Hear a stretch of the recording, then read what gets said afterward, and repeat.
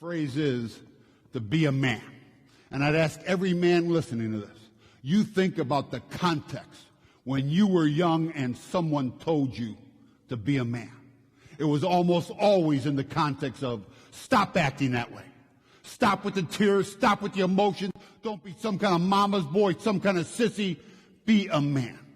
And what young boys are taught at a very early age, that in order to be a man, they've got to separate their hearts from their heads. Boys are taught that they have emotions, to show them, to share them, to emote them. Somehow those things are considered signs of masculine failure. So we have this massive repression of the very thing that makes us human, makes us contributors in this world.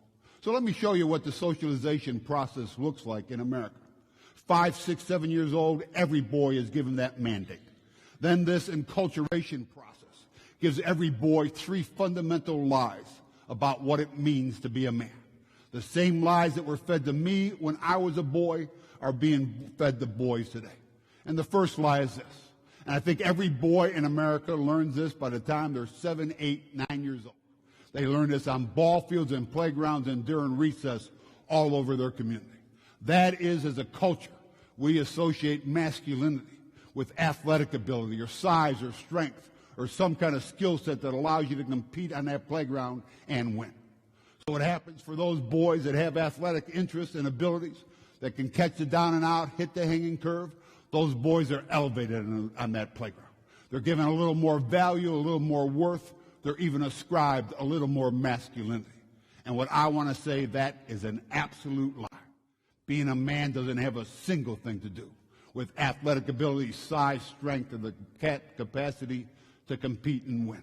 Second lie every boy in America learns today by the time they're in junior high school, and that is we associate masculinity with issues of sexual conquest. What's it mean to be a man? It means you can bring some young girl alongside of yourself and then use her. Use her to either gratify some kind of physical need or use her to validate some kind of masculine insecurity. That certainly doesn't make you a man. That makes you a user of other human beings. Then later on, you get the third lie in this culture, and that is we associate masculinity with issues of economic success, as though you can measure what a man is based on his job title, his position, power, or the amount of possessions someone has accumulated. That, too, is a fundamental lie.